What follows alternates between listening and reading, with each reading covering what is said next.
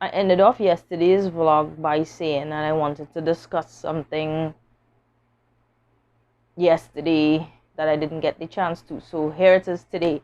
And by the title of this video, you're going to see that it's going to be talking about millennials versus baby boomers. For those of you all who don't know what those terms means, it basically refers to two age groups that exist. So I'm a millennial because I am in my 30s, very early 30s. I would have been born in a certain range.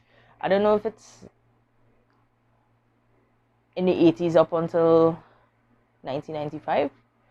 But I was born in the 80s. And baby boomers are 50s into their 60s, maybe even early 70s. So that age range, 60s, early 70s, or maybe late 50s, around there. So we're talking about parents and children, pretty much, that exist now. So the 30-something-year-olds or the late 25, the late 20-year-olds and their parents. So this is not a rant or anything that is in response to any incident that happened that I'm like, oh my gosh. No, it's not. It's actually something that I have been thinking about in my mind for some months, maybe could even be years now. So there are positive things, there are negative things, and what I want to end off by saying basically is baby boomers can't live without millennials or younger people. And as hard as this is to admit, millennials can't live without the older generation or their parents' generation or baby boomers. So let me start off. So let's start off with negative. Hate to start it off, but let's start off with negative because I think it's better to end on a positive note. So here's some pet peeves, at least from a millennial standpoint, that exists with this generation, my parents' generation. One of them is, and I'm trying to collect my thoughts here. One of them is, like their standards for beauty. I know that weight and how big and fat and heavy you look, they tend to prefer or think someone is more attractive if they are slimmer. Now, I wasn't there when they were growing up to know what they were indoctrinated with as to what has formed this impression, but you would see it in memes, you would see it in people ranting on Facebook all the time about out of time and family members saying, hey girl, you get fat, you know, as a greeting. And to them, that's quite normal. But to our generation and those younger than us, we know that those things are... Beauty is not measured by your size, your waist size, how small your waist is, you know. Body shaming, we consider that to be body shaming.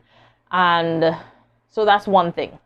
Their beauty standards. Another thing is like and it is a pet peeve of mine, and it came out because of an incident that my parents, I'm not gonna call which parent it is, recounted to me, that happened a couple months ago. This is pre-COVID. So one of my parents went to the pharmacy and saw a classmate of mine and addressed her and asked her if she was pregnant. Now, in their generation, when I think back at it now, in their generation, that's normal. If you're looking big or if you're barely looking away, you know, oh, you know, so you're pregnant. And as far as they know, this person is married and that is the expectation, right? But in turn, and I'm really grateful that my friend did not take offense to it. But as it turned out, my friend was not pregnant, nor was she, still married, right? So when the story was recounted to me, I was like, I started to see red. I'm like, how could you ask somebody if they're pregnant? And their expression, my parents' expression, was like, how you could not ask, that's something normal. And the thing is, why it's not normal, or it's very intrusive or borderline, being fast to our generation to ask somebody of our peers like that, or address pregnancy like that if you're not in the inner circle of this individual, is because of the high incidences of infertility among our generation. Things with both male and female are going through, but with specific reference, this was a female friend, and I don't know, to me that was insensitive, but to them maybe the prevalence of it wasn't, or maybe it's kind to acknowledge the changes in somebody's body like that. Yeah. Okay, here's another thing with their generation that they won't understand with younger generations is when they got their O levels, as they like to call it, because by then CXC, they were still doing Cambridge O levels, right? They could have gotten, even after they did their A levels, there were jobs waiting for them. They could have gotten into government service and started their careers pretty much from age 18, or probably even 16, depending on when they got their passes, right? Now, for us, our generation, a master's degree coming at like CXC, like we are so much more educated, and I say it like that because I feel as though I will make another vlog about my views on education and what we've been indoctrinated to get into and how applicable it is to our lives now. That's a different conversation. So yeah, they don't understand like how hard it is for some people to actually get a job being exorbitantly qualified. They don't understand that. They don't understand the concept also of like a contract position. Some of them, depending on where what your parents do, don't necessarily. And I saw another local YouTuber express this sentiment about not being supported by her parents in starting her business, even though her father is a businessman.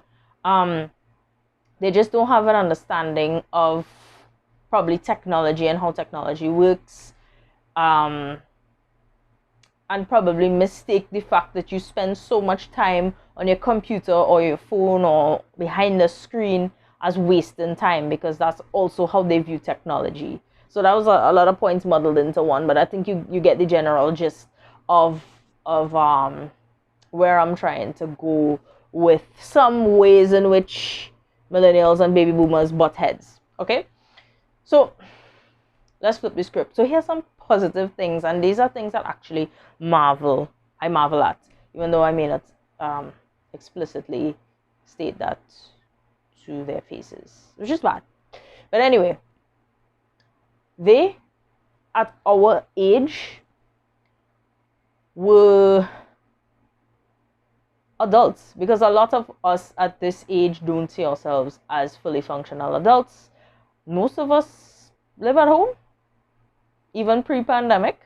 Some millennials have moved out on their own, but they're very few and far between compared to their parents' generation at this age and stage in life would have already begun collecting assets and moving out. That's one thing. Two, they had so much more life skills. So when it comes to cooking, your mother could have bubbled a pot from her teenage days and like not fiddling up with ingredients or anything like that. Now millennials still have to go back to ask certain things that the YouTube video didn't include in that recipe that you're looking at, because it clearly does not taste like your mother's. There's that. Even like basic skills that I've seen my father use, like plumbing and electrical, like where did you learn that, and like how do you know that stuff? I have to go to YouTube to look for that stuff, and then sometimes I don't even find the answers for fixing things, but yet they seem to know how to fix things. I think that for certain things they know how to conserve certain things better. They know how to make do with a little, and multiply certain things. They have a good grasp of not wasting things. And I think even when it comes to child care, I